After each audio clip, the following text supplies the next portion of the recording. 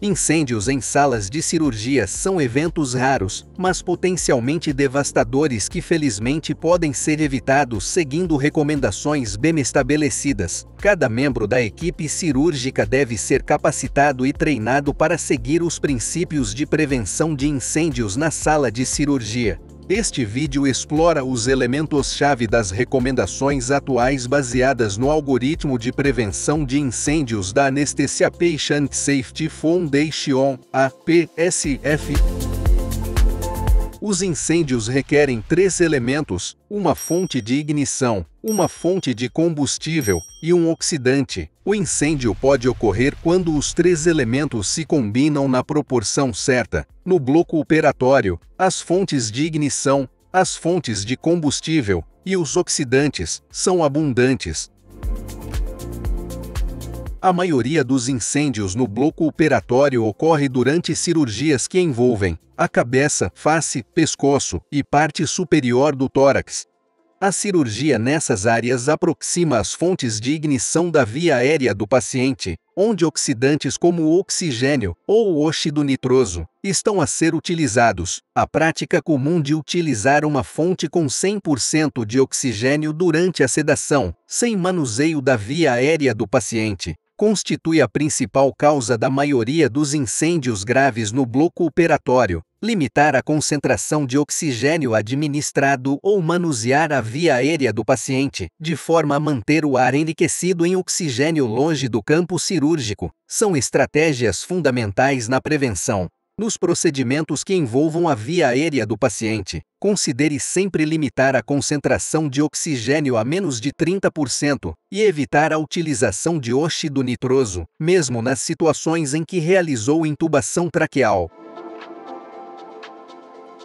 A prevenção de incêndios na sala de cirurgia requer uma avaliação de risco completa antes de cada anestesia e um manejo cuidadoso. Em procedimentos de alto risco, a comunicação entre cirurgião e anestesista durante o time ou pré-procedimento é fundamental para a avaliação de risco, para a confirmação da utilização de fontes de calor, bem como para otimizar a utilização de oxidantes. Em todos os casos, enfermeiros e cirurgiões devem evitar a acumulação de soluções cutâneas à base de álcool no campo operatório e simultaneamente permitir um tempo de secagem adequado. A primeira pergunta a ser realizada durante a avaliação de risco deve ser: o paciente está em risco de incêndio cirúrgico? Os procedimentos que envolvem a cabeça, pescoço e parte superior do tórax são considerados de risco elevado para incêndio cirúrgico, devido à proximidade da via aérea do paciente, com potencial concentração elevada de oxidantes, com a fonte de ignição a ser utilizada. Se o paciente não estiver em risco, prossiga, mas reavalie frequentemente as mudanças no risco de incêndio.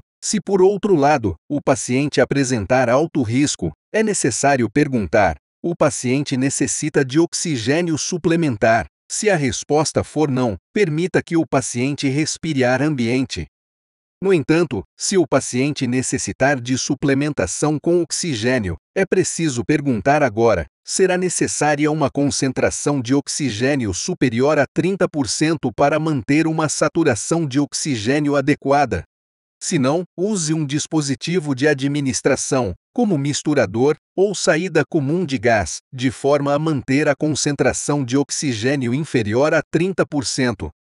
Se for necessária a administração de uma concentração de oxigênio superior a 30% para manter a oxigenação adequada, proteja a via aérea com um tubo endotraqueal ou um dispositivo supraglótico, embora o controle das vias aéreas seja a abordagem preferencial para prevenir incêndios. Em situações excepcionais em que o uso de um dispositivo de vias aéreas apresenta um risco indevido ou não é viável, é possível reduzir o acúmulo de oxigênio por meio de uma configuração aberta dos campos cirúrgicos, proporcionando uma exposição ampla do sítio cirúrgico à atmosfera.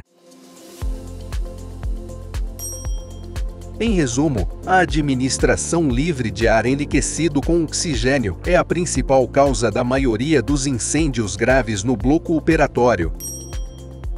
Atribua um risco de incêndio a cada procedimento e identifique as situações de risco elevado de incêndio cirúrgico.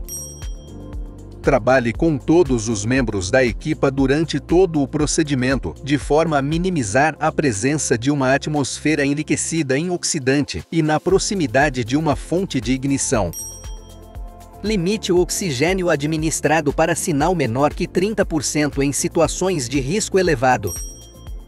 Nos casos raros, em que o controlo da via aérea apresenta riscos inaceitáveis, configure os campos cirúrgicos de forma a minimizar a entrada e acumulação de oxigênio e óxido nitroso no sítio cirúrgico.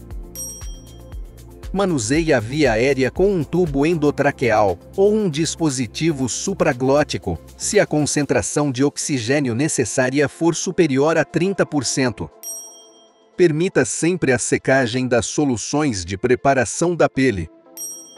Comunique com o cirurgião sempre que uma fonte de ignição puder ser usada na proximidade de uma atmosfera enriquecida com um oxidante, ou quando houver um aumento potencial na concentração de oxidante no local da cirurgia.